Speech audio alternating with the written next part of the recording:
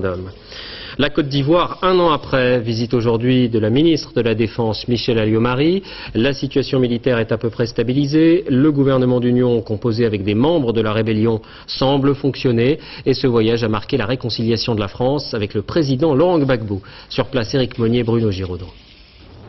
Michel Alliot-Marie a survolé le lac Kossou, lieu d'un accrochage entre armées françaises et rebelles ivoiriens il y a 3 semaines.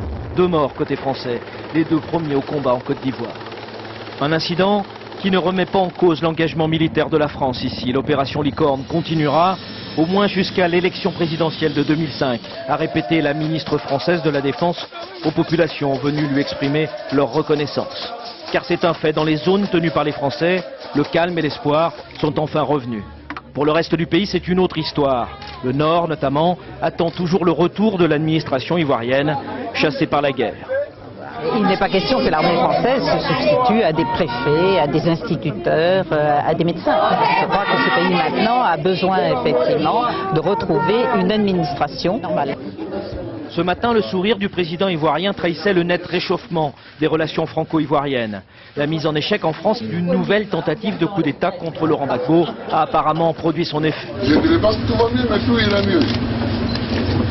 Ça ira, ça ira, ça ira. Cette embellie diplomatique suffira-t-elle à convaincre le président Gbagbo d'accélérer la mise en place des accords de Marcoussis, ce plan de paix qui apparaît toujours comme la seule alternative à la reprise des combats?